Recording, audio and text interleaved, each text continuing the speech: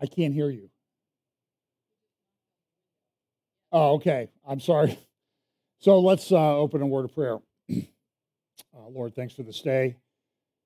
Praise you, bless our time together. Lord, we pray that you will always help us to be people who are not people of fear, but are people of hope, with a sound mind and understanding the times in which we live and the gravity of the situation that we face on a political, social, geopolitical, Bible prophecies timeline.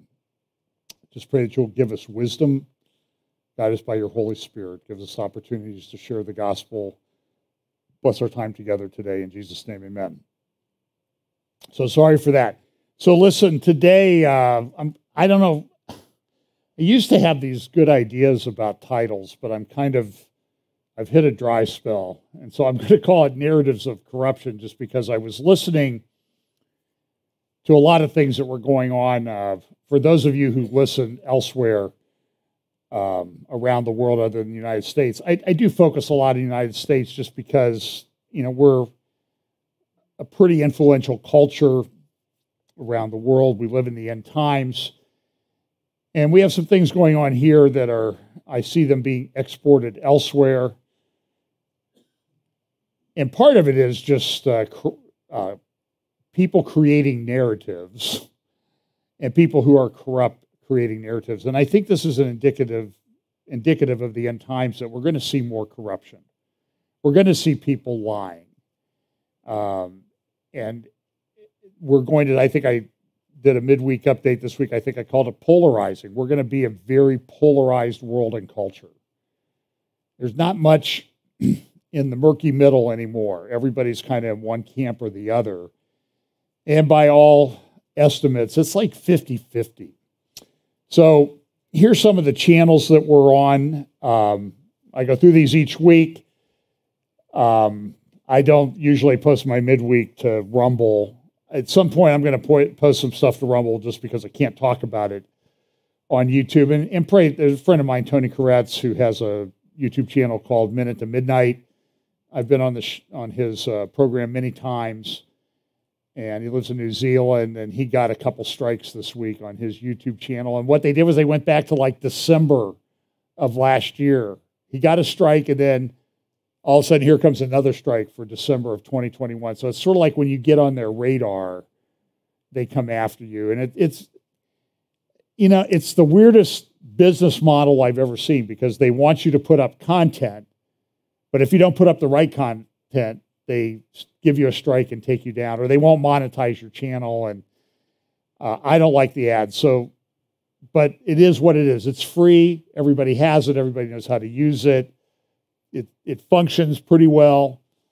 If you don't want the ads, go get a browser like Brave that has an ad blocker built in.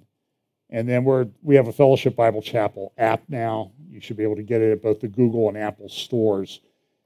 And we talk about acceleration, convergence, how quickly things are happening, all these things that we know are going to happen in the end time. And look, I will apologize up front. I don't always tie it specifically to Scripture. And I probably should, but there's a lot of things I want to cover.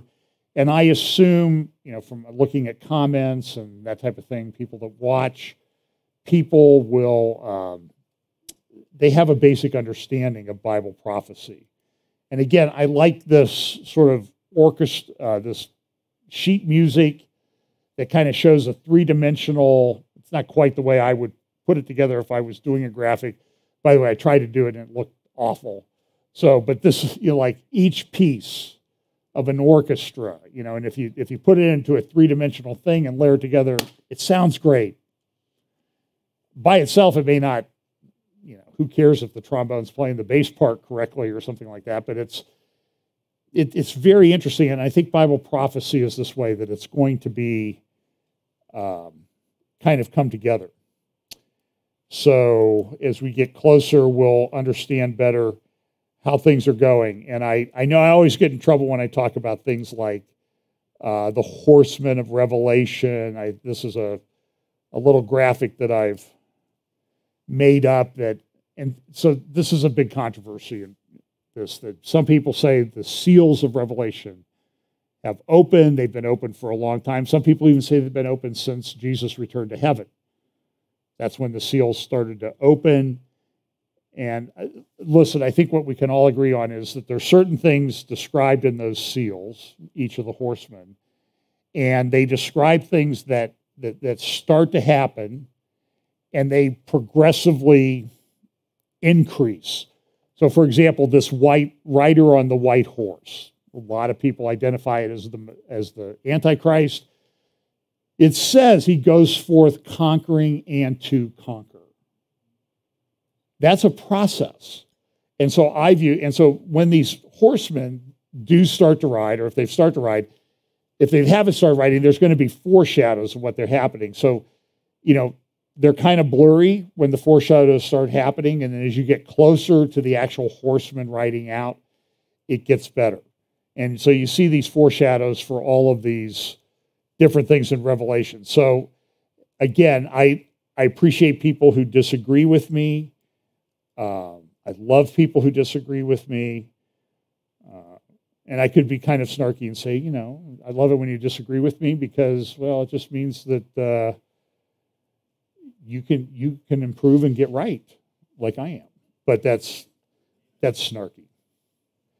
So some of these are going to be things I talked about earlier. So look, let's talk about this.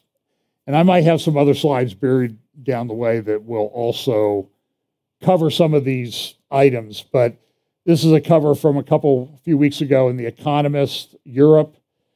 Economist, it's a Rothschild family-owned, partly owned publication. So you're going to see a lot of thought about globalists and that type of thing. But they also have this knack for putting up covers that are somewhat predictive. I won't say they're prophetic, but they're predictive. Like they do this thing each year, the world in 2021, the world in 2022, the world in 2017. And they're kind of cryptic and they're kind of fun to try to analyze and figure out what they're talking about. And I will say, surprisingly, they look at geopolitics and they kind of understand the progression of things, and they do a pretty good job of putting these up. So this is one that they put up, Europe's Coming Winter Peril.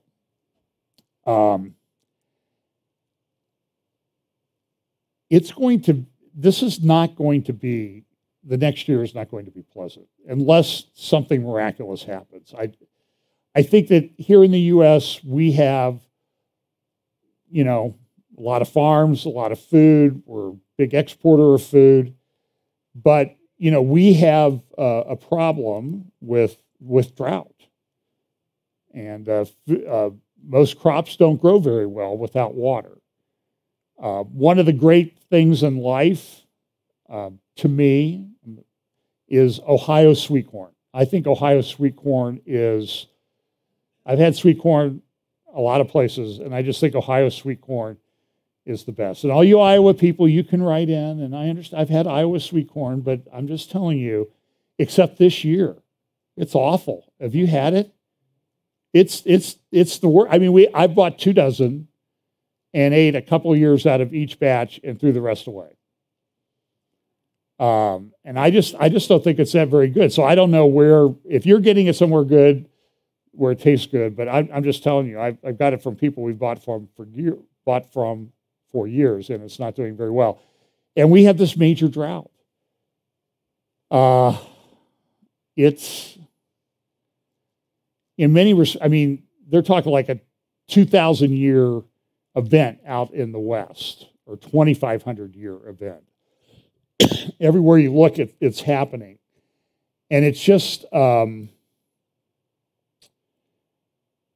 it's happening everywhere. I have a slide here that I want to show you. I will try to, as I said, I had a lot of computer problems this morning. I spoke first hour. If you want to watch that sermon, you can go to our YouTube channel and get that. I had one picture that I wanted to show you. And of course, now I'm not finding it. Hang on a second here. I'll try to talk while I'm doing this, because I think it was very indicative of the thing that of what we're seeing.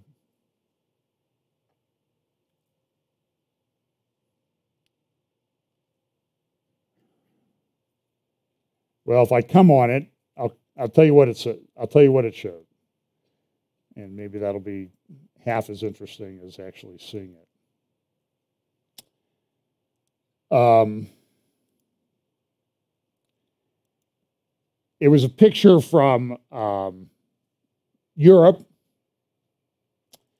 and the guy tweeted, and they're a picture of stones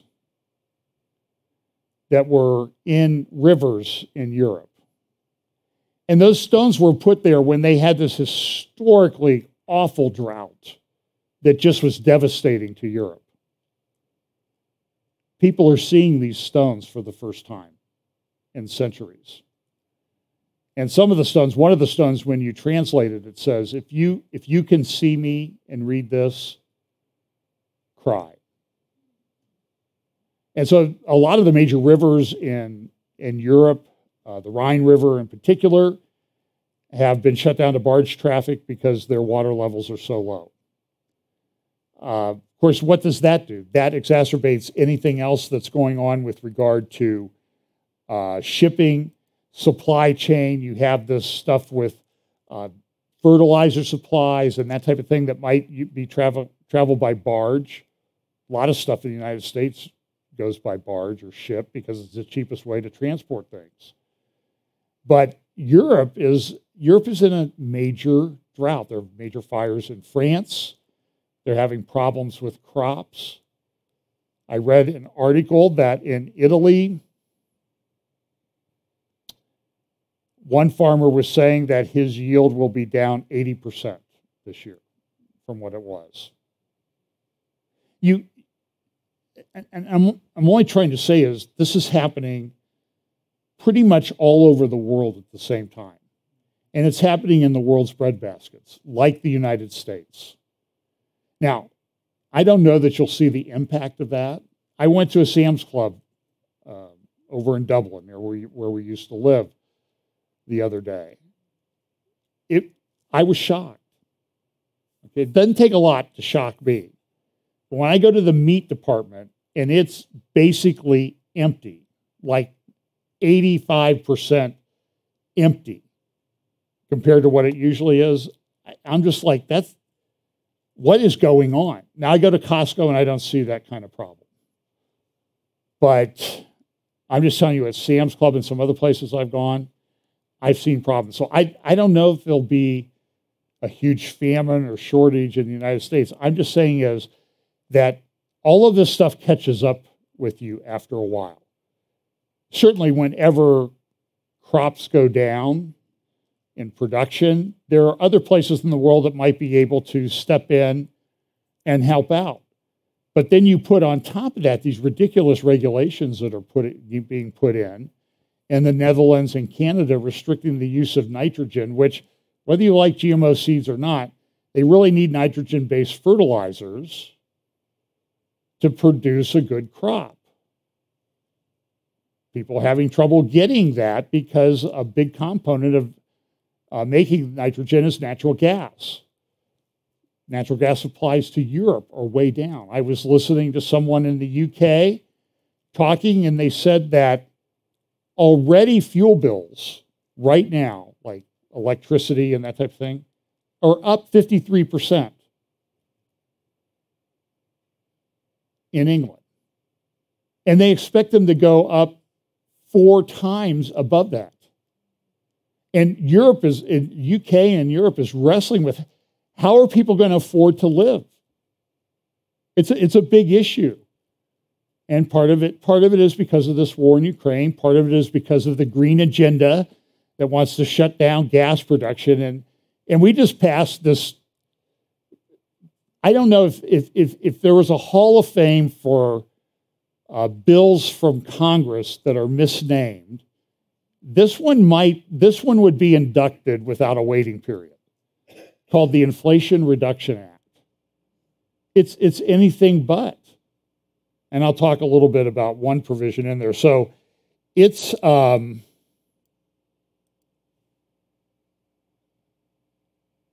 well, here's an example out of the Inflation Reduction Act, places a big bet on alternative mineral supply chains. Now, why is that important? Well, because if you're going to do everything electric, you'll need batteries for cars, and car batteries need lithium, among some other rare earth elements. And right now, the biggest producer of that is China. How's it going with China right now, between China and the U.S.? The second biggest reserve identified right now is Turkey. How's it going with the relationship with Turkey? And are they going to continue to supply that to us? Or is ideology going to overcome their desire to make money? And without this, these things don't work.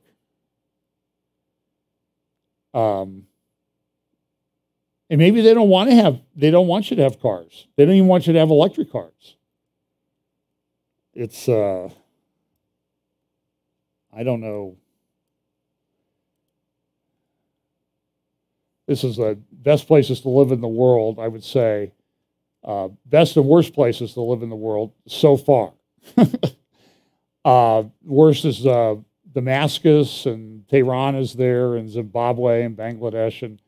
And the best places, are these cities in Canada so far, until all the ridiculous regulations they put in on the farmers in Canada hit. It's happening everywhere. And the question is, what's going to happen with, I'm just going to kind of go randomly through this. Now, there's this dispute with China over Taiwan. There is a one China policy. And so the one China policy to people in China, mainland China, is Taiwan is part of China. And to the people in Taiwan, their one China policy kind of is, yeah, we believe in one China, but we control it. And this happened not just before I was born, when China turned communist back in the 40s. Mao went through, he killed probably 100 million people. I personally think that this guy in charge right now is on the order of Mao as to what he might ultimately do. I mean, he's a bad guy. And he's created a cult of personality around him, and nobody tells him anything that he doesn't want to hear. But, look, there was kind of this weird time back in the 80s and 90s when the Soviet Union collapsed and all of the commodities that the Soviet Union had hit the market at the same time. It drove down commodity prices. Then the United States, we had a baby boom, and we had people with money and good jobs. And then we decided, well, we want more things, so we outsourced it to cheap labor in China. But now you've hit the demographic wall in China where they're running out of people. Now, I know that people say, well, that's just, they have the highest population in the world. Yeah, give it time. It's going to change. And they have this major real estate crash going on right now. Remember the empty cities? You used to, 60 Minutes and others did stories on them 5 years ago. Those are still around. They built cities that would house 2-3 million people with shopping malls and everything, and nobody lived there. And part of that was a sort of an artificial bubble that they created in their real estate. And so this was a week ago in the Wall Street Journal, the coming war over Taiwan. The question is it going to start now? There's a lot of back and forth. China's doing effectively a blockade of Taiwan. Taiwan makes a lot of chips. We would like to make a lot of chips. The United States passed a CHIPS Act to fund chip plants, including the biggest one in the world they're supposed to build out here in New Albany. By the way, I ran into a guy I always like to talk to people at the driving range, like, what do you do? And this guy goes, well, I'm a supervisor for electrical projects at Facebook, refurbishing Facebook server farms. They were built, they opened in early 2019, and they're refurbishing them because they're obsolete. So I said, how's the employment thing? He said, if you have your electrician apprenticeship done and you're a union member, you can work 100 hours a week if you want. And you'll get time and a half. I said, what do you pay? And what do you think they pay electricians out there? $59 an hour. That's pretty good. And they get, 60 hours of overtime in a week. That's like, and so they run the numbers on that. Now, that's before their benefits are deducted. But that's here locally. But that plant's not going to come online. And they're building, they got Amazon server farms out there. They got Google's building a couple billion worth. They've got Intel, the first phase is $20 billion. They say they'll spend $100 billion building chip plants. But until they build those chip plants, we're still sort of tied to Taiwan. And what happened in Taiwan and China back in the 40s was just horrific. I had a client who was a Chinese businessman who fled to Taiwan in 1948 because he saw the revolution coming. And they went to Taiwan, he and his wife, to make arrangements for their daughters. And the revolution happened before they got them out. So I was representing them on a case in Chicago back in the early 90s. So that would be 44 years after the revolution in China. They had not seen their daughters since 1948. And I think we live in a world where stuff like that is going to happen. I mean, one of the guys, his son, I work very closely with, on the case, he had never met his sisters. Now, they did in the early 90s. They finally did get to see them for the first time. But think of the disruption and that type of thing. So this is another thing of concern in the Russia-Ukraine theater right now. Ukraine has gotten some weapons, and they've been... Listen, I'm reading things, and I see people on both sides of this. And I'm just saying there's a lot of bad people over there. And there's a lot of Christians, and there's Jewish people, and that type of thing who are caught up in this. Russia's military strategy is pretty much obliterated. And now there's concerns that people are going to attack this nuclear plant, which is the largest one in Europe. There was some air bases that were attacked in Crimea. And you can see the satellite photos. They destroyed a bunch of planes, like 1824 planes, Russian fighter jets and aircraft. And then Russia comes out and says, they didn't do that. That's a fake, that's a Photoshop picture. So the problem is you can never figure out what's going on. All I know is a lot of people are dying. Russia's having problems. Ukraine's having problems. I don't think this thing is going to resolve anytime soon. Now, they have gotten a few ships out with grain. The first of those ships, by the way, was, and I'll talk a little bit more about Lebanon in a minute. I know I talk about Lebanon all the time because the area of Lebanon is very significant in Bible prophecy, and it's a very hot area. So I'm going to talk about it every week. And so if you don't like when I talk about Lebanon, just fast forward 5 or 10 minutes and you can pick it up later. But it is a very significant thing. But the first grain ship that got out of Ukraine was supposed to go to Lebanon. And guess what happened? They didn't go to Lebanon. Lebanon, the value of the Lebanese currency is down 90% from 2019. Inflation, and add inflation on top of that, they get a couple, 3 hours of power a day from generators. Go look at a picture of a street in Tehran and all the wires going from here to there and there. It's unbelievable. It's like spaghetti hanging in the air on the top of the street, above the streets. And they're trying to get power. And I can tell you that, I'm sure my wife would probably nod her head if I could see her back there, that in our life, probably the most stressful time as a couple has been when our electricity was out. We went without it for 4 days. One time, fortunately, after 2 days, we were able to get a hotel room, and that saved the marriage and our lives. And when no power, no fan, and it's 90-some degrees at night. I remember those days after that derecho that we had years ago. It gets a little bit even among sanctified people, it shows you that the process is not complete. So, but listen, I mean, so imagine living like that all the time. I don't know that I could do it. Okay, I'm not a tough guy. But I know people do it, and it amazes me. But add that in wild inflation, corrupt politicians. You had that port explosion, the grain silos, part of them collapsed that were on the harbor in Beirut. Well, the ship was supposed to go there, but it turned back because of business issues. In other words, nobody had the money to pay for the grain that they were able to get out. So they've had, I'm going to guess they've had 6 or 7 ships full of grain, corn, and whatever get out of Ukraine.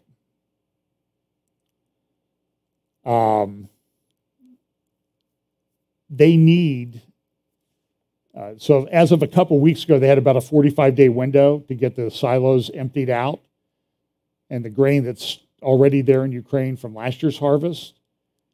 Otherwise, they're going to have to throw it away, and this year's harvest won't have anywhere to go. They can't do it by rail. That's not practical. So it has to be by ship. So in about 12 days, they've done about 6 or 7 ships of grain. In the 45 days, starting 12 days ago, they needed to do about 700 to get all the grain out. So they're making progress, but it's not the progress that they need to make. And this all goes back to the logistics thing. So Ukraine and Russia, they're some of the most important places in the world in terms of food stuff. I have some.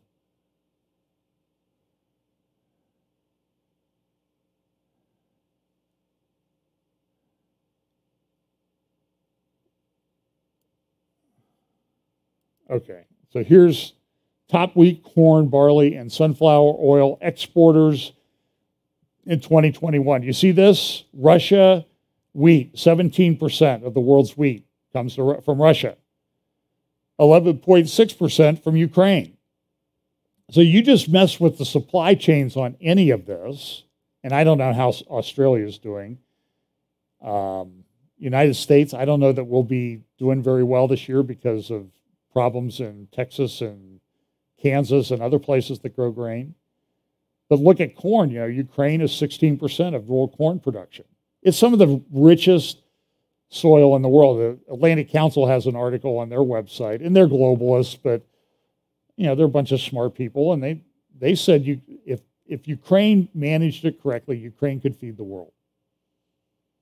They have like 8 feet of this really rich topsoil. Barley, sunflower, and you can see they're very important, but it's not working. Commodity prices have gone down a little bit, but this says, this is an optimistic headline from one of the, I think it's probably the New York Times or Wall Street Journal. Commodities could reverse the course. Everything could be okay. But the developing world still faces the threat of famine. And that's probably true. Look at these places. So like here, we see this tensions, and I'll talk a little bit about the gas reserves in a moment. But you know, along the border in Lebanon and Israel, there's tension. There's like double the number of Hezbollah patrols along the border that's usually there. People are afraid that there's going to be a war and there'll be drones and rockets flying. Maybe not. I mean, it hasn't happened, but Hezbollah is making a lot of noise. But Lebanon's in major crisis. Hezbollah runs things. Survey out last week said that Lebanon was the angriest country in the world. How does that translate? Are they going to try to overthrow the government? And if Hezbollah thinks they're going to be overthrown, are they going to try to attack Israel to get people's focus off of things? Just like in part, I think China's making noise about Taiwan because of the real estate and economic problems that China is facing. And their demographics are collapsing. They still have a lot of people, but they're running out of people who can work. And we're facing that somewhat here in the United States because there's what, 20,000 of us baby boomers retiring every day. And I looked, like at the Delaware interchange on 71, there was not a single business that did not have a help wanted sign. Not a single one. You drive everywhere you go, there's help wanted signs around here. And part of that is because, well, one, people just don't want to work. They kind of figured out they could get by without working during the health crisis that we had recently. They seem to be all out playing golf because it's hard to get a tee time. But how long is that going to continue? I mean, I hear a lot of small businesses are just going to throw in the towel and give up because they can't find people to work. And the owners and stuff can't do it all by themselves. So it's a very strange world. But look at this. Here's a chart from Geopolitical Futures about how countries are dependent on imports of food. And this is mainly in the Middle East, which imports more food than everybody. But look at Turkey. They import about 40% of their wheat. Lebanon, 90%. Syria is higher because Syria is having a major drought in their wheat growing region up in the northeast, so they don't really control it. And they've been having a drought off and on since about 2006. And so maybe this is time. I asked people for questions. So here's one question that people have. Is the Euphrates drying up and fulfilling Bible prophecy?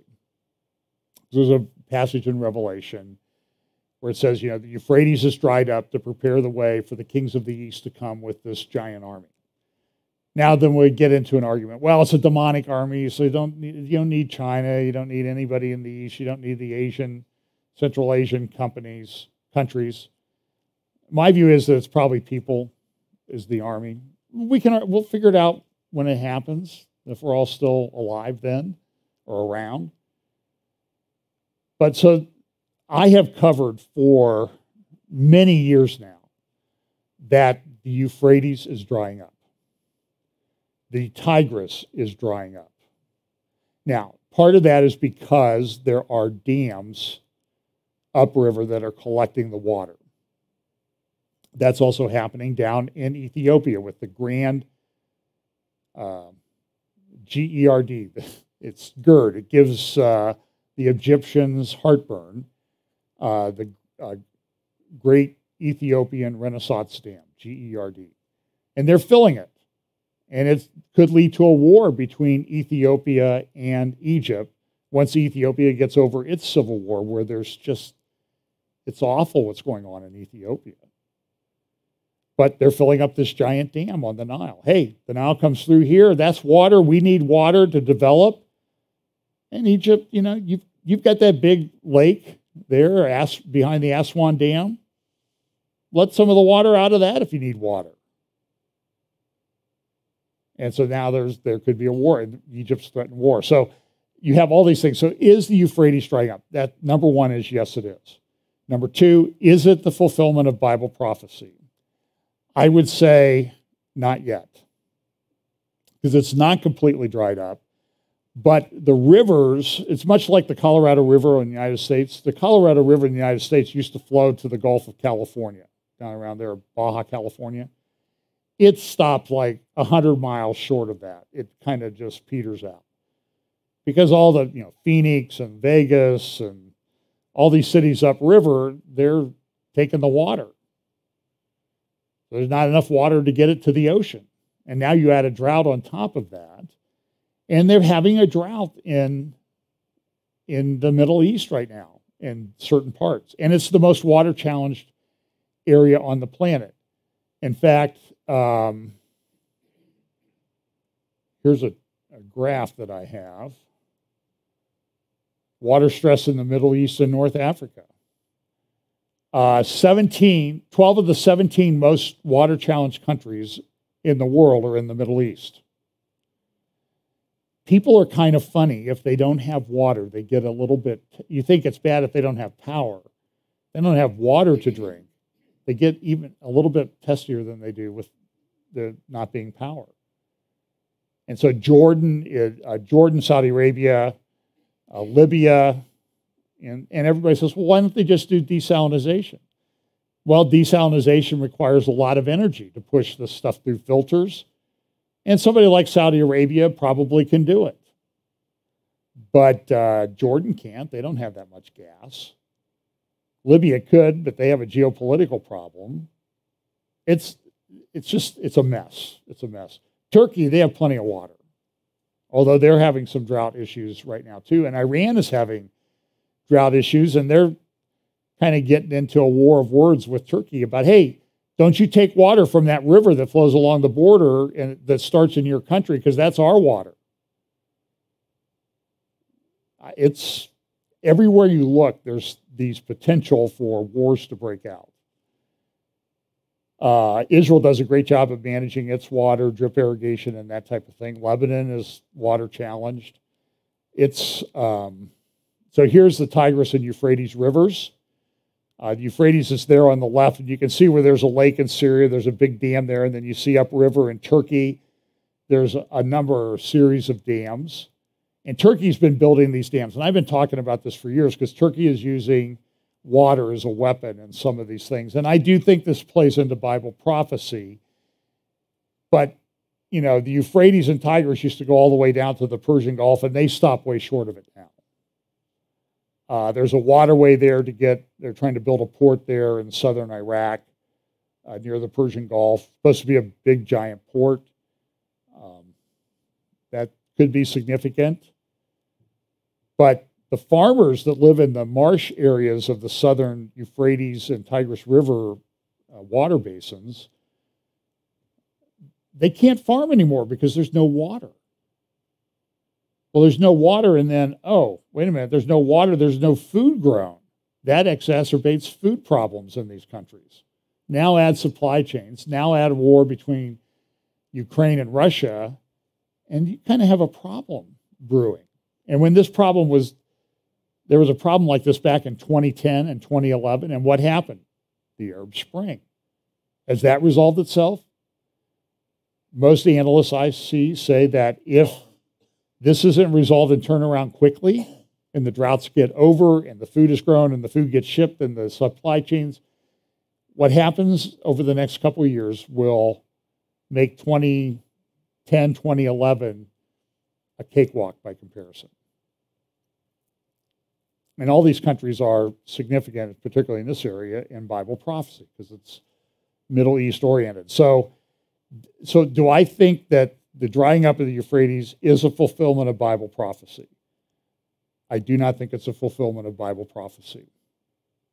Do I think it indicates to us, for the first time in history, that this mighty river, the Euphrates, and the Tigris, the control of those could be controlled to the point where they don't flow and they dry up? Yeah. Now, does the prophecy in Revelation require a country upstream to shut the water off? No, it doesn't. But it could.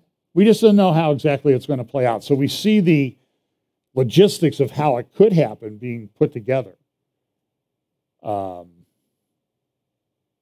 It's an amazing thing to watch. So that's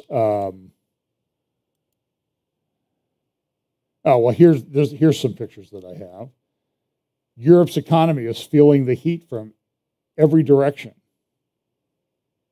It's bad. It's bad.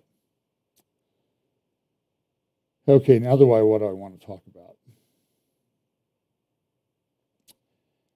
Okay, well, let me talk about this. Since in America, a couple things have happened here recently. Salman Rushdie. So back in the 80s, he wrote a book called The Satanic Verses. He's a Muslim. The book was considered blasphemy by the Iranian regime, which had just switched. I guess it just switched over to the Islamic Republic of Iran, and they'd issue a fatwa and a multi-million-dollar bounty on Rushdie's head, saying, you kill him, you will go to paradise if you get killed in the operation, and we'll give millions of dollars to you or your family should you survive. So Rushdie's been going around the world, traveling a little bit more openly, and he was in, I think it was Chautauqua, New York. You know, that used to be a big Bible conference spot. And he was giving a speech, and a guy came and stabbed him 15 times. The word was he might lose an eye. He was on a ventilator, but I read this morning that he's off the ventilator and probably going to survive. They arrested the guy. I said, well, it's New York. How soon is the guy going to be out on bail or no bail? Because we know this happened with a Republican candidate for governor, 4 weeks ago? And the guy was out on bail that day because they have this ridiculous law in New York. The other thing that happened was a bunch of news organizations like the New York Post went to the arraignment of the guy. You know, this is America where we have a court system that's open to the public.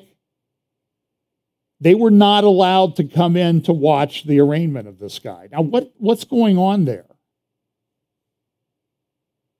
There's things happening that just don't make a lot of sense to me. So Rushdie looks like he's going to be okay. But the Iranians, if you read the Twitter from Iran, Iranian accounts, they're like, well, we'll get him eventually. I mean, they've been saying this for over 30 years, and it hasn't happened, but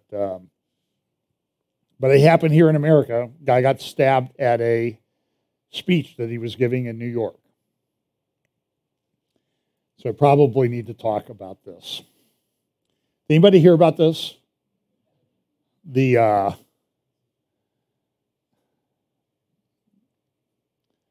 So it's funny how they describe it because, you know, whenever they raided Jeffrey Epstein's office, but there's a calm search of President Trump's. 30 agents, armed with, some of them armed to the teeth, went in, spent 9 hours at Mar-a-Lago at his home in Florida, searching through his wife Melania's closet, other things. And it's very, very difficult to get a grasp on exactly what is going on. Part of that is because Merrick Garland is perhaps the most corrupt attorney general that the United States has ever had. And that's saying something. He is a total political animal. He has weaponized the Department of Justice. And so the question is, what are they doing? And so that's why I was mainly thinking about Garland as to why I titled this thing Narratives of Corruption. Because they're trying to build a narrative. Their word is that Trump is stealing nuclear secrets. And I saw in papers today, and he's going to sell them to the Russians. So it's the whole Russian thing again. Now, I don't believe it. Prove it. Okay? And so that's what some of the word on Twitter was. They did this because he was just about ready. He had a deal with the Russians to sell it and make millions of dollars. You know, prove it at this point. How many things have you been wrong on with this guy? Now, I want to say this. So every time you say something like, oh, well, you're just a Trump supporter. You think he's the Messiah, don't you? You think no, I don't, okay? I think he's a flawed man. Did a lot of things that I like, did a lot of things I didn't like.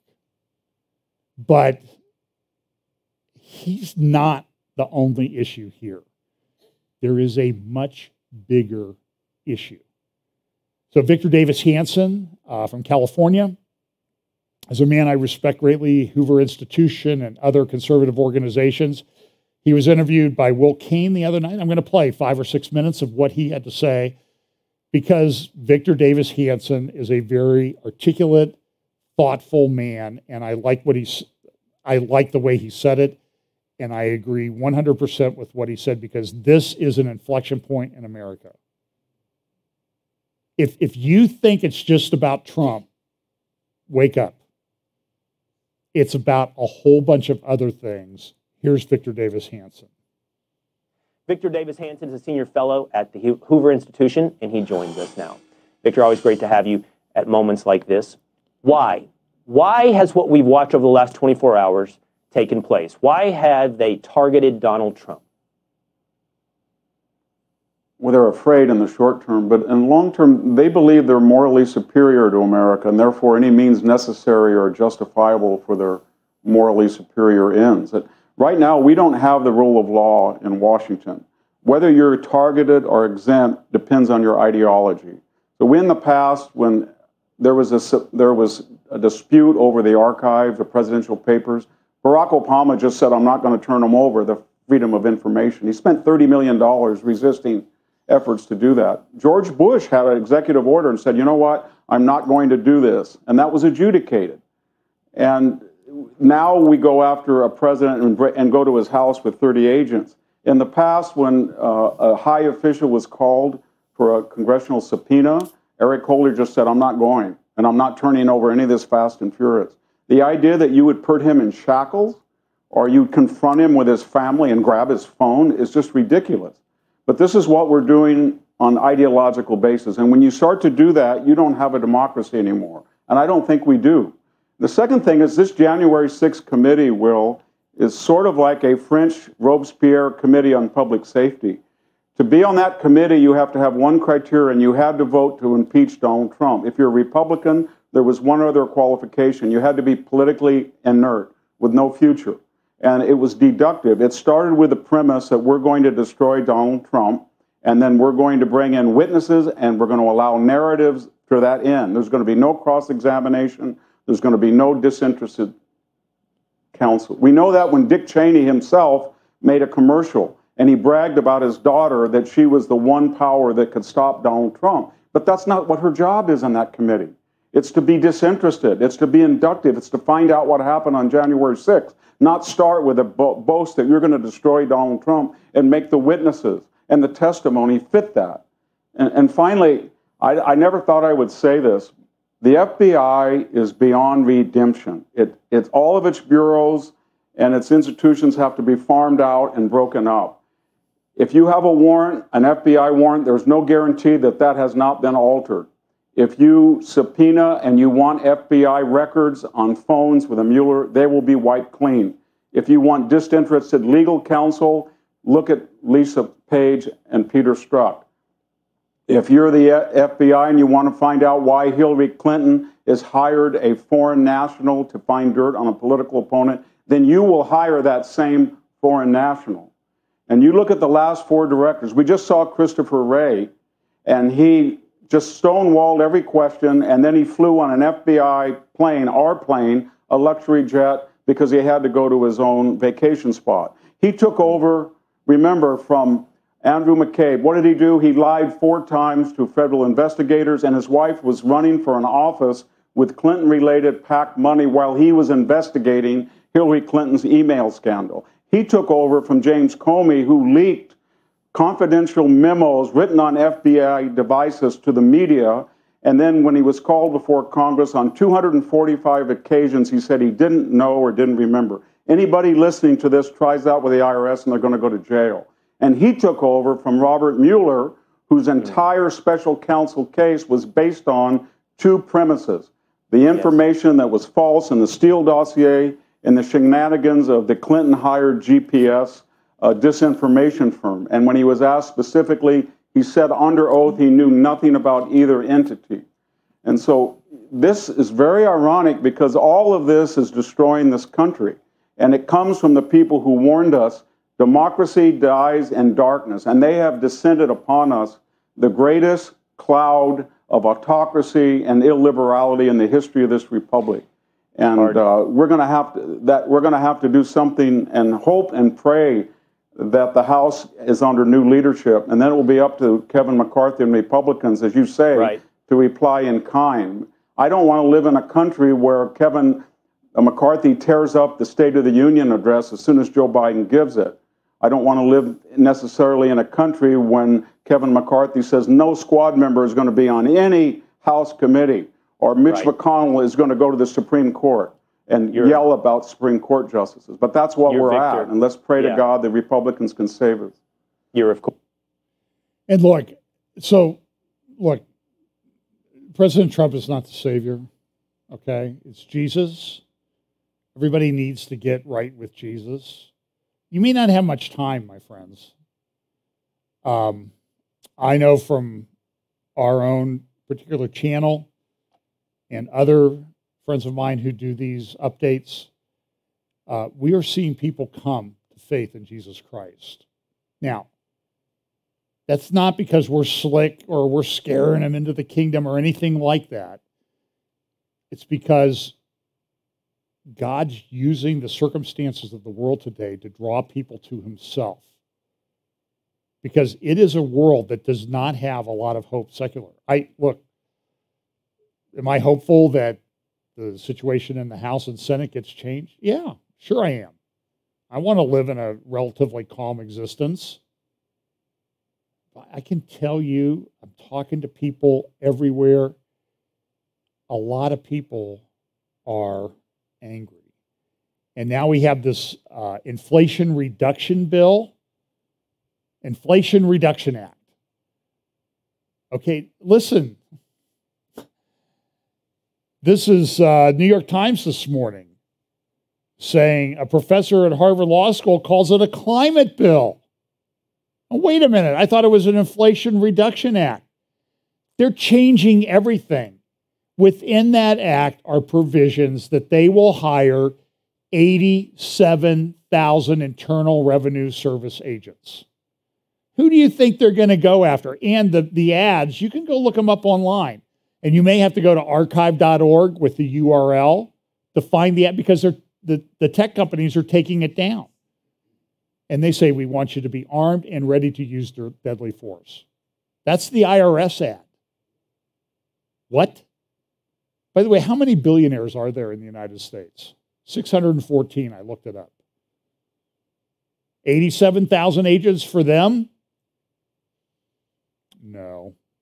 There's something more going on. And other agencies are arming to the teeth as well. And it's part of these narratives that they're trying to do. They're trying to create a narrative. And it's like they're trying to get everybody upset. And get them upset before the election. Oh, look, there's a insurrection going on. We have to shut down the elections so everybody can do mail-in voting. I'm just telling you, I think it's coming. This is going to be a really bad year. So Marco Rubio was interviewed on Hannity Tuesday. Victor Davis Hansen was Tuesday night, and right after, early in the show on Hannity on Fox. I don't usually watch it, but I saw Marco Rubio and things he's done. I don't like some of the stuff he does, but I think he sort of gathered everything together that's my concerns and expressed them. And here's Marco Rubio. Look, I'm here in a very unique position in South Florida, surrounded by people that come from countries where this is familiar to them. This is shocking to Americans. But in Latin America and many of these countries around the world, here's what happens. A group takes power. One of the first things that group does is they begin to persecute and go after their political opponents. And then when the supporters of their political opponents begin to complain about it, they begin to target them and they criminalize opposition. And that's what's happening here now. They took power. They are demanding, and you see it on Twitter, you see their public statements, they are demanding, they want Donald Trump arrested, they want him charged right now. They wanted him charged months ago, years ago. They wanted him charged. And I'm telling you the next thing you're going to see here, Sean, because it's the playbook. And that is, they are now going to begin to say, oh, these Trump supporters, these Republicans, they're very upset. They're saying very angry things. We think they might be a threat. We think they're radical extremists. Let's start arresting them. The next step in this process is going to be that people who are supporters of Donald Trump or just conservatives complaining about this are going to begin to get harassed are going to begin to get labeled as potential insurrectionists and are going to begin to get harassed by law enforcement. That's the next step in this playbook, sadly. We went through 3 years, Senator, 3 long years where we now know that Pfizer won't. Okay. So, look, I criticize Merrick Garland. I was very vocal in my criticism in a few places on him. I think he's corrupt. I think he should recuse himself. What he is doing is he is attacking the political opponent that might cause him to get fired from being the attorney general. That's a clear conflict of interest. He should farm it out to a special counsel. It's a no-brainer. But and did you see he didn't even show up for like 2 or 3 days to say, well, I approved it. They're scrambling to create the narrative, a corrupt narrative, like I said. And anybody who opposes them will be painted as an extremist. And this goes back, I've talked about this, the misinformation, disinformation, malinformation, extremists, white supremacists. This is what the opponents of the conservatives think. I'm sorry, you may not agree with that. That's fine. You're wrong, okay? You're dead wrong. This is from ABC News. The other night had a discussion about Merrick Garland and the criticism that he was got. I want you to listen to what this guy says. This ought to encapsulate for you the divide in our country that needs to be addressed. Look, I know ultimately the only situation is Jesus Christ. Here we go.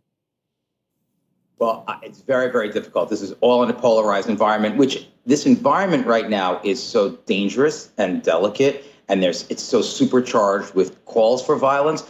That's why I think, as somebody who's been watching this for years, this attorney general must have really, scrutinized this question of going in for a search and then bringing it to a judge this week. That's why I personally don't think, based on my knowing this attorney general and our covering of him, that he's somebody who would have allowed this to happen in a rash way, because he had to know that as soon as this happened, it would supercharge a supercharged environment. And in fact, that's what we saw. As soon as President Trump put out confirmation on Monday that the raid had been done and was underway, we immediately started seeing factions on the far right, neo-Nazis, white supremacists, militia organizers, calling for violence, as they always have done, against Jews. The Attorney General is Jewish. Against the FBI, federal law enforcement. Against other perceived enemies they perceived to be enemies of President Trump. It was like clockwork. And then by the next morning, there was already a body of evidence online of this really ugly, terrible, violent rhetoric that had law enforcement incredibly concerned. You cannot believe for a second that the Attorney General and his senior staff at the Justice Department. Yeah, I can believe that. But did you see, you're all anti-Semitic, neo-Nazis, white supremacists if you disagree with this or criticize it. So listen, don't take the bait. Don't do anything violent. Go smash them at the ballot box. That's how you do it in this country. And speak out against it. There's nothing wrong with that. There is a thing called the First Amendment. And these lunatics at ABC, MSNBC, CNN, CCP, oh, that's Communist China. Well, same thing. But, they're all complicit in this. And it's a narrative to come and get you. Remember the pictures I showed you? They took the pictures. They said, we've got violent extremists in the United States. And they took pictures from an FBI report. And they said, look for because it was the graphics. Well, the graphics they got was from Muslim extremist site about flying planes into buildings and other things. And they applied it to people in the United States. It's a narrative. It's been building for 2 years now. The tech companies are at it. And so you just need to be prepared for it. Go up to Michigan. Look what that attorney general is up there is doing to her opponent, threatening to prosecute them for hate crimes because they're running against her in an election. And the governor's just as bad. It's like a banana republic up there.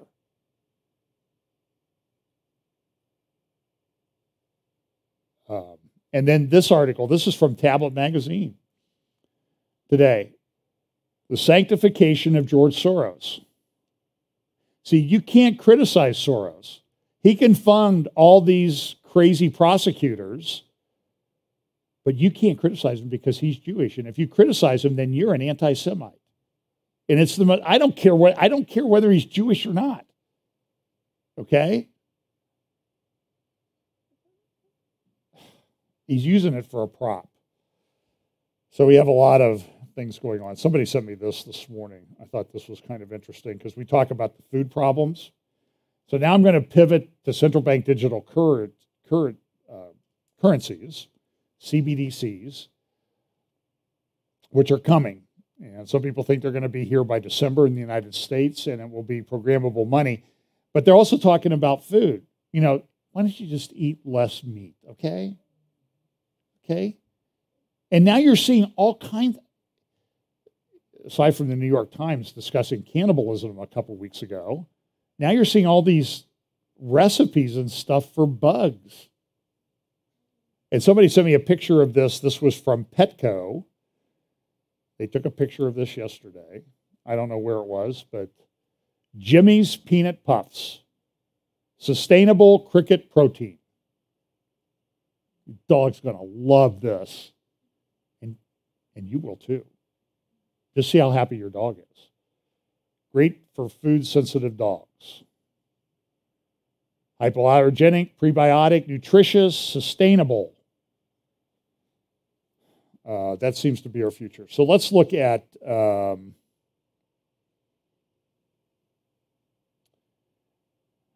let's see here. Well, here's an article.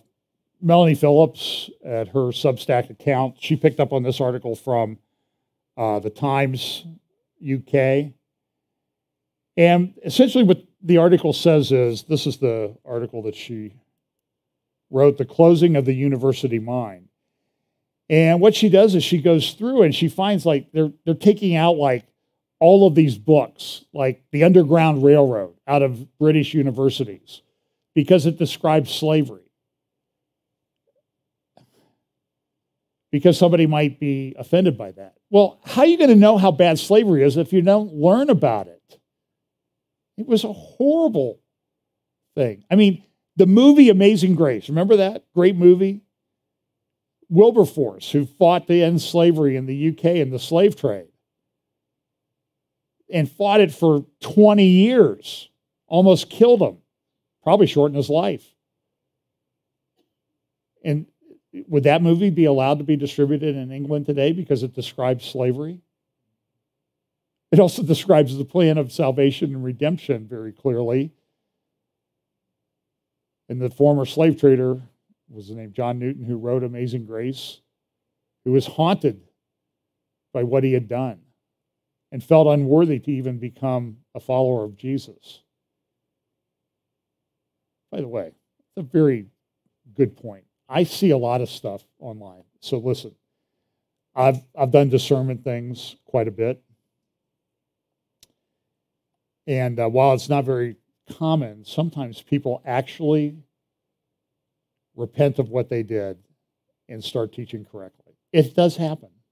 And it's glorious when it does. But the problem I see is that some people online, they will never exercise grace in that particular case. You should never listen to that person ever again, even though the person comes out and says, I was wrong, I was wrong, I was wrong. Forgive me. What I said was wrong. So listen, who's the one who doesn't understand grace in that situation? The one who used to teach falsely and repented, or the one who never gives anybody any grace? And I see this happening all the time. And listen, you know, in my life, I've gotten into disputes with people. I've been wrong. And, you know, I've tried to heal relationships, and sometimes that's worked. But then somebody will come along and say, well, you know, I use myself as an example, I don't know, but John Haller, he doesn't get along with so-and-so. Hey, we worked it out. If we work it out, you have no right as a Christian to act like it wasn't worked out. Because the only thing you show is you don't understand the concept of grace. So that's just a bugaboo of mine. I see it happening all the time now. But here in the university, Melanie Phillips is like, they're taking all this stuff out of universities. They having this problem with women's rights are sold down the river by hard left lecturers. And I could show you pictures of, I probably would get banned, but I'll just tell you what they are, from libs of TikTok. Teachers talking about using their new pronouns. You know, they usually have purple, yellow, green, pinkish hair or something, or a combination. And they say, well, you know, I'm non-binary. So my children don't call me Miss whatever, they call me Mix whatever. MIX. I'm telling you, if you see your child's teacher doing this, if you leave your kid in school, you're violating your obligation as a parent. You need to get your kid out of there. And this is happening all over. I mean, there's big LGBTQ transgender agendas through a thing called GSA, Gay Straight Alliance, that are being pushed in schools all over the country. Go look it up. Go look up Christopher Rufo on ChristopherRufo.com, I think is his name. At City Journal, he also writes. It's unbelievable. So Melanie Phillips, she says, listen, I mean, this is just unbelievable what's going on here in these universities in the UK. The closing of the university mind. The corruption of the universities is at the core of most of society's ills. Knowledge and rationality have been replaced by ideological propaganda. Instead of teaching young people how to think, the universities have been instructing them what to think. The identity politics, which they have enforced upon so many and turned into unchallengeable dogma, has meant that increasingly people have been employed or promoted not on the basis of their intellectual achievement, which has become progressively devalued, but their skin color or sexual identity.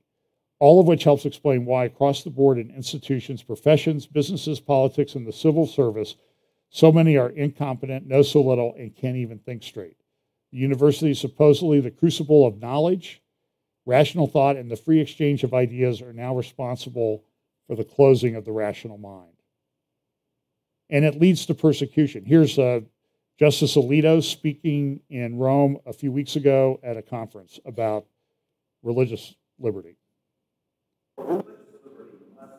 Oh, wait, I can't play that because I tried to play that last week. I have to improve that. Apologize. I'll try to get that. I need to improve the audio. But here's a video of a young lady. So I don't put this up to cause people to get up violent with her or anything like that. That's not, I put up because it breaks my heart that there are people like this. And it just shows how desperately some people need Jesus. That's what it shows. She's talking about, she's a yoga instructor, and she's talking about her abortion and how she celebrates this. Building an altar for your abortion can be a really cathartic procedure, can be a really cathartic process. An altar. Because it just creates a space for your sacred container where you can return to whenever you want to meditate, whenever you want to think deeply or contemplate any aspect of your abortion. It's a really beautiful way to just give reverence to the experience and hold the experience in a really sacred way. Really just clean the space, clean myself. I like to always have a candle going on my altar. I'm also going to be adding an Empress tarot card today, and she really just symbolizes feminine fertility and feminine energy. I also really like to add the abortion pills themselves to the altar to really bless the pills that we're going to be taking into our bodies during this process. And before having... Okay. That's painful to watch. Self-guided abortion YouTube channel. By the way, that's okay. Okay? You understand the kind of culture we live in with the tech companies? That channel's okay. She'll never get a strike. But if you talk about the crazy things that people are doing, you will get a strike. So,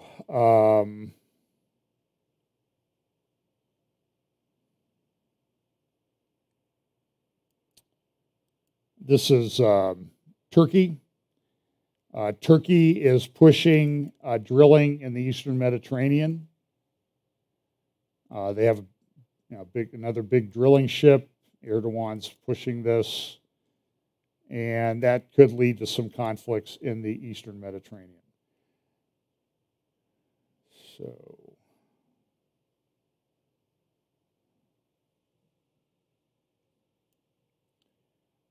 this is something that I've talked about, that population is sort of peaking and declining in some cultures, and that has kind of a interesting thing. So this is a tweet that came out from Disclosed TV talking about Klaus Schwab's World Economic Forum proposes to automate censorship of hate speech and disinformation with AI fed by subject matter experts. And it's up at the World Economic Forum website. I have some videos to go along with this. There we go. So look, the solution to online abuse, AI plus human intelligence. Now, this is the article, and this is what the World Economic Forum does. They put up these ideas, and then they always have plausible deniability. So they had an article on their website, and they even incorporated it into their goals at one time, whether they tried to scrub the website or not, about you'll own nothing and be happy. That was one lady who wrote for the World Economic Forum. And it's interesting. So this guy puts up this thing, the solution to online abuse. So people like me, they put out like, they're trying to use AI to shut you down on the internet, what you say. Because, if you don't agree with us, you're abusive, you're misinformation, malinformation, disinformation. So immediately, what do? And so the article starts off with 63% of the world's population online. The internet is a mirror of society. It speaks all languages, contains every opinion, and hosts a wide range of sometimes unsavory individuals.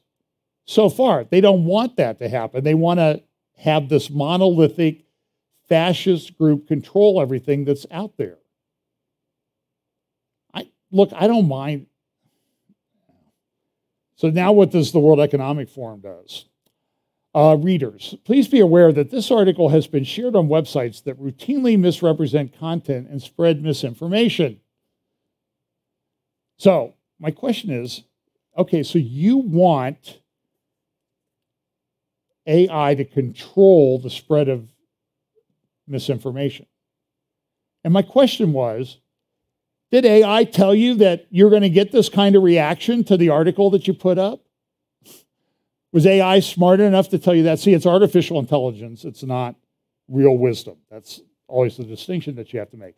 The content of this article is the opinion of the author, not the World Economic Forum. Please read the piece for yourself. The forum is committed to publishing a wide variety of voices, and misrepresenting content only diminishes open conversations. But see, what happened was people put up and said, I'm not comfortable with this. I think this is a really bad idea. Look at the graphic that's there. And they say, well, we'll get AI and we'll just use AI and some content matter and we'll just get the algorithm. The algorithm will eventually come along and control. This is an image of an algorithm. And that will become important when we get to things like central bank digital currencies, which will be programmable and that type of thing. So listen, I'm going to, well, I'll wrap up in a minute, but I think I'm going to close with this because I've got a few things I want to play from our resident thinker, Noah Yuval Harari, Yuval Noah Harari, who has written a lot of books, Sapiens, Homo Deus, something about the 21st century. Remember, he is the person who went to Google back in 2015. By the way, here's a sidebar. I am very concerned with the people that are pushing this stuff, like Harari and that type of thing, because it has spiritual implications. And I don't know if they'll be successful. I believe the answer to all this is Jesus Christ. That's what's going to get everything corrected. So I don't know if they're going to be able to alter aspects of our human genome. They're trying. They're succeeding in some cases. That's the whole thing about CRISPR technology. They're trying. And I'm concerned about that. How far they're allowed to get before the Lord returns and shuts it down, I don't know. So I don't know if they'll be successful. I'm just telling you is they are trying. You know, and they're putting things together like CERN and all this other stuff. And you need to understand that behind what they're doing is a spirituality and a mysticism. Because they're getting into areas that they can't even explain, but they think they can control because they will be as gods. And so this is why a guy like Harari is important to listen to what he actually says, because he says this stuff all over the place. So some of his earliest talks, he said, well, here he is in 2014. Here's what he had. Listen to what he says. He is a spiritual human being. He's not a Christian, claims to be an atheist, but he's about a spirituality and a mysticism that's very, very concerning and scary. Here's what he said. Humans cooperate flexibly in large numbers because humans can create imagined realities together. All other animals use their communication system in order to describe reality. A chimpanzee can say, look, there is a lion, run away. Or look, there is a banana, let's take it. Humans can use their language not only to describe reality, but also to create new realities, to create fiction. A human can say, look, there is a lion, or look, there is a banana. But a human can also say, look, there is a God above the clouds. And if you don't do what I tell you to do, God will punish you. And if you believe this fictional story, then you will do what you are told to do. And this is the secret behind large-scale human cooperation. Okay, so listen. So what did he just give us there? Well, he kind of gave us a half a loaf on the gospel. Because that's exactly the God will punish you. But there's a way of escape, Jesus Christ. But do you see the spiritual aspect of what he's saying? Here he is at Google headquarters in 2015. I've played this clip a number of times, but it's worth listening to. It's a pleasure to be here also, not only to visit Ran and Ariel, but also to be in Silicon Valley, which for me is a kind of special place as a historian. As a historian, I focus mainly on the history of ideas, ideology, mythology, religion. And I think that the most interesting place in the world today, in religious terms, is Silicon Valley. Not the Middle East, not Syria or Afghanistan or Israel or Jerusalem, but Silicon Valley. This is where the new religions that will take over the world are being formulated. It's not an electronic algorithm, but what's the difference? The mathematics is the same. The calculations are basically the same. What's the matter, how it is actually, why does it matter how it is done?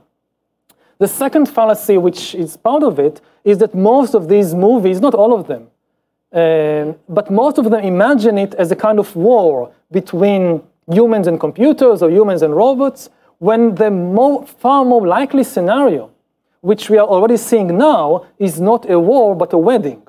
We are talking about a merger of the two kinds of algorithms, the biochemical and the electronic, not a struggle, or not necessarily. The life sciences are currently, most of them, have this dogma that, okay, we don't know how to explain it, but in 20 or 30 or 50 years, with more experiments, more knowledge, we will understand how electrochemical signals are transformed into subjective experiences. But at present, in 2015, this is just dogma. still today, we don't have a clue how electrochemical patterns can turn into subjective experiences. Maybe the life sciences have got it wrong. So you see where he criticizes in the one video that humans create a God above the clouds. And I would suggest to you that there's a mysticism aspect, spiritual aspect to what he wants tech companies to do, to create little gods that control the clouds of information. Just a little twist. Not gods above the clouds, but gods who control the clouds and manipulate things. And that's very concerning. Because he says, well, you know, if you don't act right, God will punish you. Well, what are the tech companies doing? What's the whole point of central bank digital currencies and these things being programmable? If you're eating too much meat, you won't be able to buy meat at the store. Mr. Haller, I'm sorry, but your card was declined for these things in your basket. We need to remove them. So we'll remove those and see if your transaction will go through. And by the way, we got a message that you probably need to walk more. Okay. You know, we know you play golf, so don't take a cart when you play. Carry your bag, okay? I'm just telling you that this, and so everything that he says that he criticizes Christianity before is writ large in spades in what he's advocating. Because he's for this. I mean, he gives a talk at the World Economic Forum about the future of humanity, and do you see what he's got there? The big algorithm behind him. Watch what he talks, and he has a big stage like this where they project things behind him, and there's a huge spiritual, mysticism component to what he's talking about, and he uses religious imagery. Here's an interview that he had about 2017, 18, 19. Listens to what he says about the development of technology and what he compares it to. Pushes things in its own interests, even if it doesn't benefit the vast majority of the population. This has happened so many times previously in history, and it's probably going to happen again. One of the biggest dangers to the planet today is this technological utopia, because probably for the elite it will work. If bad comes to worse, then when the flood comes, the scientists will build a Noah's Ark for the elite, leaving the rest to drown, the rest of the people and then the rest of the ecosystem. I think part of what is going on. Okay, now listen. Do you see what he talked about, the ark and the flood? Now, I'm just going to make a play on words here. In Luke 19, Jesus said, as it is in the days of Noah. I'm telling you, I'm not making any predictions. I'm not pinning the tail on him. I'm just telling you this is a big deal. And so here's an interview that he gave just a few days ago with the TED interview. It's only audio, but I want you to listen to this, because he uses the term, like he used in that last interview, the vast majority of humanity. Okay? So this is Yuval Noah Harari. I think part of what is going on maybe a deeper level of the human mind, is that a lot of people sense that they are being left behind and left out of the story, even if their material conditions are still relatively good. In the 20th century, what was common to all the stories, the liberal, the fascist, the communist, is that the big heroes of the story were the common people. Not necessarily all people, but if you lived, say, I don't know, in the Soviet Union in the 1930s, life was very grim. But when you looked at the propaganda posters on the walls that depicted the glorious future, you were there. you looked at the posters which showed steel workers and farmers in heroic poses. And it was obvious that this is the future.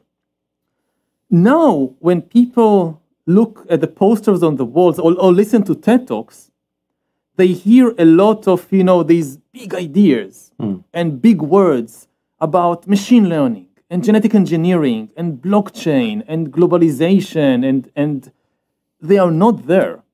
They are no longer part of the story of the future. And I think that again, this is an hypothesis.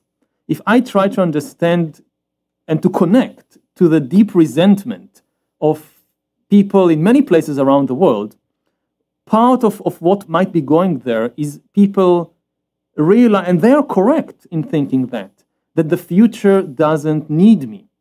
You have all these smart people in California and in New York and in Beijing, and they are planning this amazing future with artificial intelligence and bioengineering and global connectivity and whatnot, and they don't need me. So maybe if they are nice, they will throw some crumbs my way, like universal basic income. But it's much worse psychologically to feel that you are useless than to feel that you are exploited. So talk about this, because this is one of the key ideas that you have been extremely articulate about. Talk about how you see technology shifting how things work and actually realizing those fears or risking realizing those fears even more deeply than you think people feel. So on one level, it's the economic and military realities. If you go back to the middle of the 20th century, and it doesn't matter if you're in the United States with Roosevelt, or if you're in Germany with Hitler, or if you're in the USSR with Stalin, and you think about building the future, then your building materials are those millions of people who are working hard in the factories, in the farms, the soldiers you need them. You don't have any kind of future without them. And now fast forward to the early 21st century, when we just don't need the vast majority of the population. Because the future is about developing more and more sophisticated technology, like, again, artificial intelligence, bioengineering. Most people don't contribute anything to that, except perhaps for their data. And whatever people are still doing, which is useful, these technologies increasingly will make redundant and will make it possible to replace the people. So what do you think of that? I'm just telling you I've been talking about this Bible prophecy stuff for a long time. I'm just seeing things that are being pushed everywhere by the elites. The narratives of corruption. We know, and so we don't know exactly how everything comes together for the world to be what it's going to be like just before Jesus returns. But I think we're seeing it being set up. That's what I'm trying to tell you. This is a very, and so we have a religious answer to this, Jesus Christ. They have their mysticism, technology, kingdom building thing, and it gets very, very concerning. So let me just make a comment about something, because I think that this is something to pay attention to. This is a big article at Tablet Magazine. 5 Minutes from Disaster. It talks about the growing relationship between Russia and Iran and how they're operating on many different levels, and that everybody seems to. And there was a related article on Tablet Magazine called "The Totalitarians Inc." And it's about the same thing. It's like everybody's kowtowing to the Iranians. So the Iranians who pushed the guy enough, a 24-year-old. Here in America, to go stab a guy at a talk in New York, are trying to get nuclear weapons, and they're cooperating with Russia. And now there's a lot of talk that here's the EU wants to do concession talks. Everybody thought the talks were dead, And so now here's the Totalitarians Inc. article from Tablet. Are Russia and Iran forming a strategic alliance? They're meeting all the time. There's a strategic alliance between Russia and Turkey right now. They all three met together a couple weeks ago in Tehran. There are reports that there have been a lot of cargo flights. You kind of see on the map there, there have been just an enormous, it's a computer graphic of cargo flights from Tehran to Russia and back, and also over to Syria. And this is very unusual activity, and there's a lot of drones. These are some pictures in the lower right of drones that Russia has, and there's reports that they're coming to Damascus to being trained on them, and they're using them in Ukraine already. This has been being talked about for a month now by our State Department.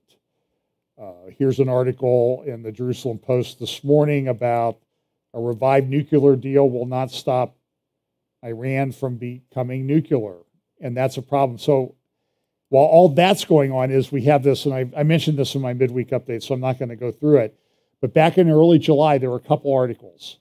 There was one that came from a guy who's very close to the Saudi regime, making this proposal to resolve peace, to bring peace to the Middle East. I'm just telling you what it says. You can layer in all the Bible prophecy passages later. The Hashemite kingdom of Palestine. Within a day or two, the Wall Street Journal had a huge article, and the Saturday Wall Street Journal, a Jordanian future for the West Bank. And so you can look at the article. There's a guy named David Singer who writes at Arutz Shiva, and he's written about this. Here's a picture of the articles at Arutz Shiva by David Singer, and he identifies himself as a Zionist. But he created a committee, trying to remember what the name of it was, Committee for Jordan, or Jordan and Palestine. And he claims I'm a Zionist, and so he's talking about all these things that that I think this is a good idea. We should be talking about the Hashemite kingdom of Palestine, the Saudi peace plan. And if you look at it, here is a graphic that I prepared. This is the Elan plan from 1970. And you see that Jordan and a proposed Palestinian state in Gaza are all connected into one entity. It looks very much, this is the State of Israel conceptual map from the Trump peace plan. It just doesn't have the Jordan component. So here's another, here I think I layered it over. So here's the Rabin plan from 50 years ago. And I have a better graphic. Hang on here. Well, somewhere my graphic didn't get put in. So, but you can see the similarity between them. The Elan plan and the Trump plan. You just add Jordan in and make it one state. So you don't have state of Gaza, state of the West Bank, and the state of Jordan. That's a three-state solution. You want a one state, so you just make Palestine part of it. And Israel gets the area of in the Jordan Valley because of its strategic importance. And you just have a corridor over there across the Allenby Bridge through Jericho, which is already controlled by the PLO, the Palestinian Authority. And this is being pushed. I mean, it's the plan of the Crown Prince of Saudi Arabia. And it's just not getting a lot of traction. I think it's crazy. Part of this is because if you look at the geography, so that up to the ridge on the right from the Dead Sea and Jordan River would be Israel, and then the Palestinian state would be that mountain ridge. But you can see that the mountain ridge kind of goes down towards the sea, and that's where the watershed is, and it's an insane plan. Go a little bit to the left, Ryan. Yeah, from there, from the mountain ridge down to the west to the Mediterranean, that's the watershed of Israel. And when you look at it, I must have not put it in, 70% of Israel's population, 80% of their industrial base is in this area that needs the watershed. So I think it's a crazy plan, but I'm not in charge over there, you understand? I'm just telling you what's going on, and I think it's kind of significant. And then there is this, I showed you this article by David Baker, I think it was, who talked about we need to change the status quo at the Temple Mount. And I had put this up a few months ago. This is from the templemount.org website, and it's a guy who's conceptualized sort of a house of all faiths for the Temple Mount. And by the way, in the United Arab Emirates, they're getting ready to open up the Abraham House of Faith. This is an article from a couple of weeks ago in the National, published in the United Arab Emirates. And this article talks about all of these great things that we're going to do. We have this, for the first time, we have this orchestra to play music of unity and all of these things. This is where the Pope went. And that's getting ready to open. It's nearing completion. I just think that that's kind of important. And while all that's going on, you have this growing alliance between Russia, Turkey, Iran, and then this week, a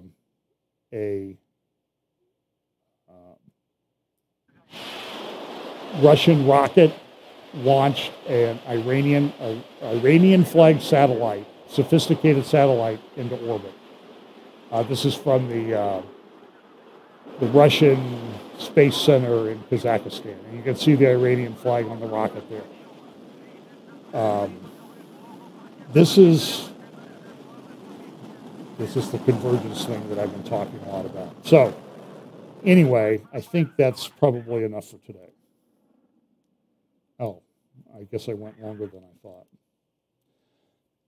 Big surprise. So listen, there's somebody asked a question about, because I talked about archaeological sites and stuff in first hour.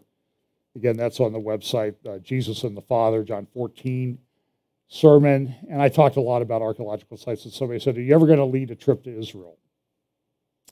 I haven't checked with my colleague in the back. I would like to. So I'll announce it here if I ever get around to do it. If I do it, it will be small. And it will be focused on not the usual thing. You know, it will be sites up in Judea and Samaria to the extent that they can be accessed, like Shechem, like Samaria, like Shiloh, like Bethel that I talked about first hour, because I think this is the biblical heartland, and I would like to see more people get to see that because it is a life-changing thing. So anyway, watch, pay attention, live a sanctified life. This is a very unique time. Let's pray. Lord, thanks so much for your word. Thank you so much for your giving me this information so that we can understand and make sense of the things around. And Lord, I pray for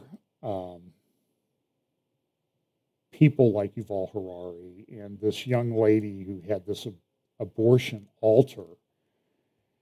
Lord, I just pray that you will get somebody with the gospel in their life to give them the chance to repent because time is short. And I just pray that you will help us to act wisely, but to also act boldly, to do, as Paul said, to stand firm in the faith and act like men in Romans 16. Just pray that you'll give us the guidance of the Holy Spirit to do that. Bless us this week in Jesus' name. Amen.